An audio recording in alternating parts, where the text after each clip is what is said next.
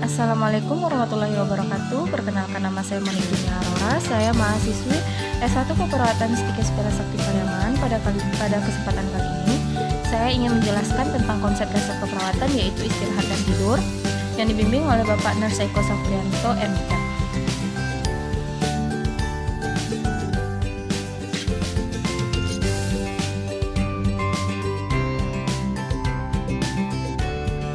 Pertama yaitu pengertian istirahat, yaitu keadaan rileks tanpa adanya tekanan emosional, bukan hanya dalam keadaan tidak beraktivitas, tetapi juga kondisi yang membutuhkan ketenangan. Kemudian, kata istirahat berarti berhenti sebentar untuk melepaskan lelah, bersantai untuk menyegarkan diri atau melepaskan diri dari segala hal yang membosankan, menyulitkan, bahkan juga dengan menjengkelkan. Yang kedua yaitu tidur, yaitu suatu keadaan tidak sadar di mana persepsi dan reaksi individu terhadap lingkungan menurun dan menghilang, dan kemudian dapat dibangunkan dengan indera atau rangsangan yang cukup. Tidur ditandai dengan aktivitas fisik minimal, tingkat kesadaran bervariasi, terjadi perubahan fisik fisiologis.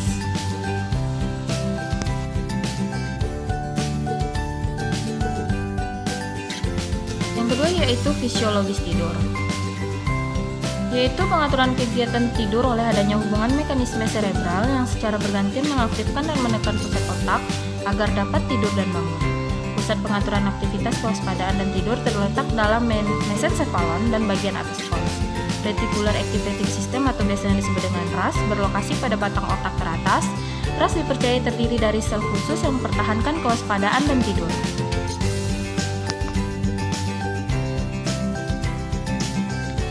Selain itu, RAS dapat memberikan rangsangan visual, pendengaran nyeri, dan perabaan, juga dapat menerima stimulasi dari korteks cerebri, termasuk rangsangan emosi dan proses pikir. Dalam keadaan sadar, neuron dalam RAS akan melepaskan katekolamin seperti norepinefrin, demikian juga pada saat tidur.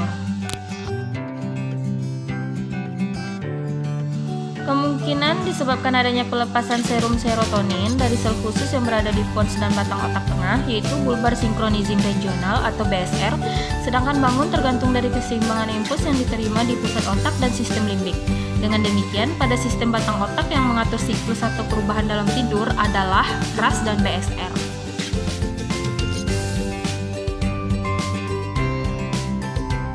Dan ketika orang mencoba tertidur, mereka akan menutup mata dan berada dalam posisi rileks. Stimulus ke RAS menurun. Jika ruangan gelap dan tenang, maka aktivasi RAS selanjutnya menurun.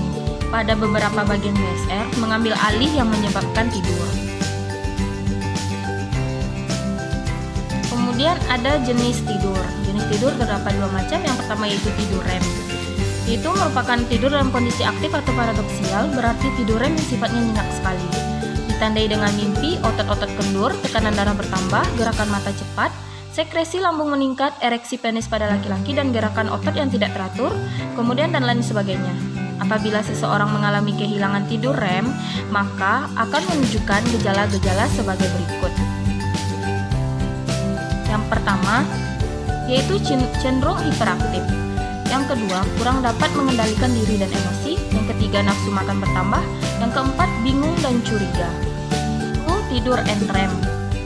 Tidur NREM merupakan tidur yang nyaman dan dalam. Pada tidur NREM, gelombang otak lebih lambat dibandingkan pada orang yang sabar atau tidak tidur. Tanda-tanda tidur NREM yaitu mimpi berkurang, keadaan istirahat, tekanan darah turun, kecepatan pernapasan turun, metabolisme turun, dan gerakan bola mata yang lambat. Tidur NREM memiliki 4 tahap yang masing-masing tahap ditandai dengan pola perubahan aktivitas gelombang otak. Keempat tahap tersebut yaitu yang pertama ada tahap 1. Pada tahap 1 ini transisi di mana seseorang beralih dari sadar menjadi tidur. Tahap ini ditandai dengan seseorang merasa rileks, seluruh otot menjadi lemas, kelopak mata menutup mata, kedua bola mata bergerak ke kiri dan ke kanan, kecepatan jantung dan pernapasan menurun secara jelas. Pada EEG terlihat terjadi penurunan voltasi gelombang-gelombang alfa. Seseorang yang tidur pada tahap ini dapat dibangunkan dengan cara yang mudah. Dan kemudian yaitu tahap 2. Tahap 2 ini merupakan tidur ringan dan proses tubuh terus menurun. Tahap 2 ini ditandai dengan kedua bola mata berhenti bergerak, suhu tubuh menurun, tonus otot perlahan-lahan berkurang, serta kecepatan jantung dan pernapasan turun dengan jelas. pada EEG timbul gelombang beta yang berfrekuensi 14 hingga 18 siklus per detik. Gelombang-gelombang ini disebut dengan gelombang tidur. Tahap 2 berlangsung sekitar 10 hingga 15 menit. Kemudian yaitu ada tahap 3. Keadaan fisik lemah mulai karena tonus otot lenyap secara menyeluruh. Kecepatan jantung, pernapasan, dan proses tubuh berlanjut mengalami penurunan akibat dominasi sistem saraf parasimpatis. Pada EEG memperlihatkan perubahan gelombang beta menjadi 1 hingga 2 siklus. Pada tahap 3 ini, seseorang sulit untuk dibangunkan. Kemudian yaitu ada tahap 4. Tahap 4 merupakan di mana seseorang berada dalam keadaan rileks, jarang bergerak karena keadaan fisik yang sudah lemah lunglai dan sulit dibangunkan. Pada EEG, tampak hanya terlihat gelombang delta yang lambat dengan frekuensi 1 hingga 2 siklus per detik. Denyut jantung dan pernapasan menurun sekitar 20 hingga 30%. Pada tahap ini dapat terjadi mimpi. Selain itu, tahap 4 ini dapat memulihkan keadaan tubuh. Selain tahap 4, ada satu tahap lagi yaitu dinamakan tahap 5, yaitu merupakan tidur REM, di mana setelah tahap 4 seseorang masuk ke tahap 5. Hal tersebut ditandai dengan kembali bergeraknya kedua bola mata yang berkecepatan lebih tinggi dari tahap-tahap sebelumnya. Apabila seseorang mengalami kehilangan tidur NREM, maka akan menunjukkan gejala sebagai berikut. Yang pertama, menarik diri, apatis, dan respon menurun. Yang kedua, itu merasa tidak enak badan. Yang ketiga, ekspresi wajah layu. Yang keempat, malas dengan bicara. Yang kelima, kantuk yang berlebihan.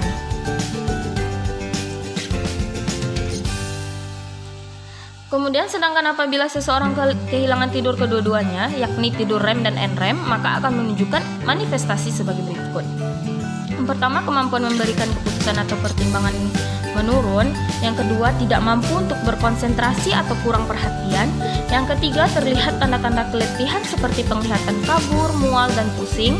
Yang keempat, sulit melakukan aktivitas sehari-hari. Yang kelima, daya ingat berkurang, bingung, dan timbul halusinasi dan ilusi penglihatan atau pendengaran. Ada terdapat siklus dari tidur, yaitu yang pertama, kondisi pre-sleep, yaitu keadaan di mana seseorang masih dalam keadaan sadar penuh, namun ada keinginan untuk memulai tidur. Misalnya, seseorang pergi ke kamar tidur lalu berbaring di kasur atau berdiam diri merebahkan dan melepaskan otot-otot namun belum tidur. Selanjutnya dimulai merasa kantuk, maka orang tersebut memasuki tahap 1. Bila tak bangun, baik disengaja maupun tidak disengaja, maka selanjutnya memasuki tahap 2 dan begitu seterusnya sampai tahap 4.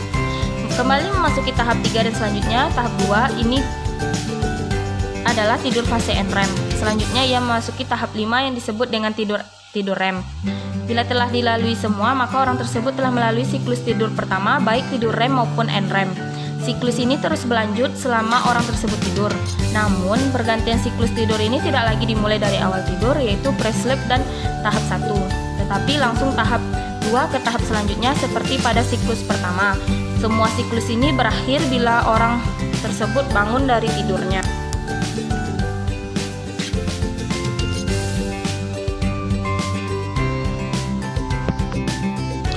Kemudian yaitu, jika orang tersebut terbangun dan kembali tidur, yang merupakan hal yang sering terjadi pada lansia, maka tahap 1 akan dimulai kembali. Dalam pola tidur normal, sekitar 70-90 menit setelah awitan tidur, dimulailah periode REM pertama, bergantian dengan tidur NREM pada siklus 90 menit nokturnal. Konsekuensi dari terbangun seperti ke toilet pada malam hari atau prosedur keperawatan dapat menimbulkan efek buruk pada fisiologis dan fungsi mental pada lansia.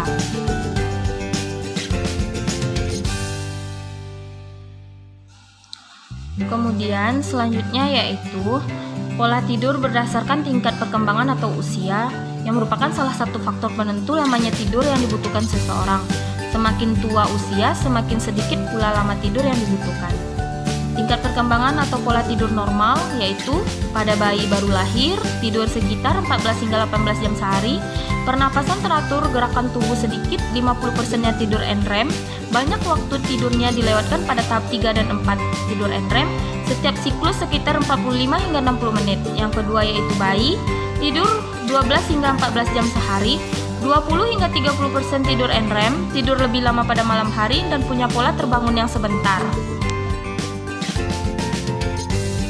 Kemudian yaitu pada tidur toddler, yaitu tidur sekitar 10 hingga 11 jam sehari, 25% tidur REM, banyak tidur pada malam hari, terbangun dini hari berkurang, siklus bangun tidur normal sudah menetap pada umur 2 hingga 3 tahun. Kemudian itu prasekolah, tidur sekitar 11 jam sehari, 20% tidur REM, periode terbangun kedua hilang pada umur 3 tahun, pada umur 5 tahun, tidur siang tidak ada kecuali kebiasaan tidur sore. Kemudian usia sekolah yaitu tidur sekitar 10 jam sehari, 18,5% tidur REM, sisa waktu tidur relatif konstan. Kemudian yaitu pada remaja, tidur sekitar 8,5 jam sehari. Pada dewasa muda tidur sekitar 7 hingga 9 jam sehari, 20 hingga 25%-nya tidur REM, 5 hingga 10%-nya tidur tahap 1, 50% tidur tahap 2, dan 10 hingga 20% tidur tahap 3 dan tahap 4. Kemudian pada dewasa pertengahan tidur sekitar 7 jam sehari, 20% tidur REM, mungkin mengalami insomnia dan sulit untuk dapat tidur. Kemudian selanjutnya yaitu dewasa tua yang tidur 6 jam sehari, 20 hingga 25%-nya tidur REM, tidur tahap 4 nyata berkurang, kadang-kadang tidak ada, mungkin mengalami insomnia dan sering terbangun sewaktu pada malam hari. Kemudian yaitu faktor yang mempengaruhi istirahat dan tidur, ada yang pertama yaitu status kesehatan. Seseorang yang kondisi tubuhnya sehat memungkinkan ia dapat tidur dengan nyenyak. Tetapi pada orang yang sakit dan rasa nyeri, maka kebutuhan istirahat dan tidurnya tidak dapat terpenuhi dengan baik sehingga ia tidak dapat tidur dengan nyenyak. Misalnya, pada klien yang menderita gangguan pada sistem pernapasan, dalam kondisinya yang sesak napas, maka seseorang tidak mungkin untuk dapat istirahat dan tidur.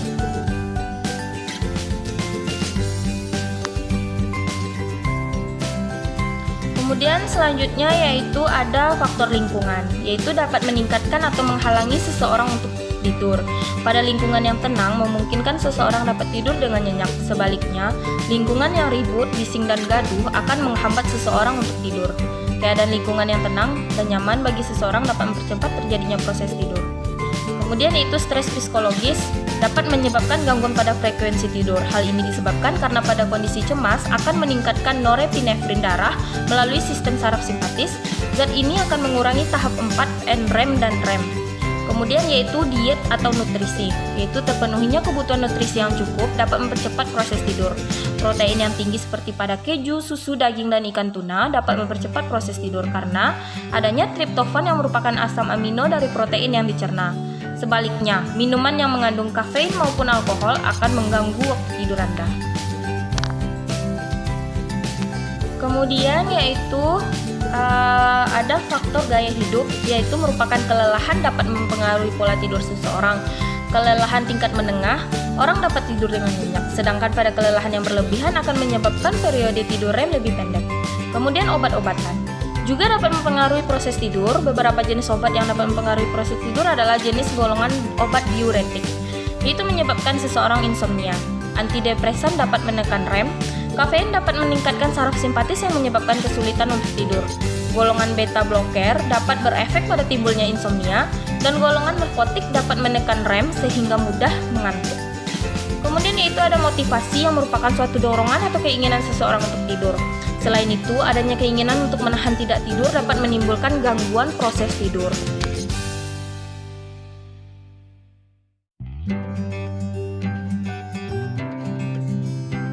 Baiklah, sekian dari hasil presentasi saya. Mohon maaf bila ada kekurangan atau kesalahan. Saya akhiri dengan wabillahi taufiq wal hidayah. Wassalamualaikum warahmatullahi wabarakatuh.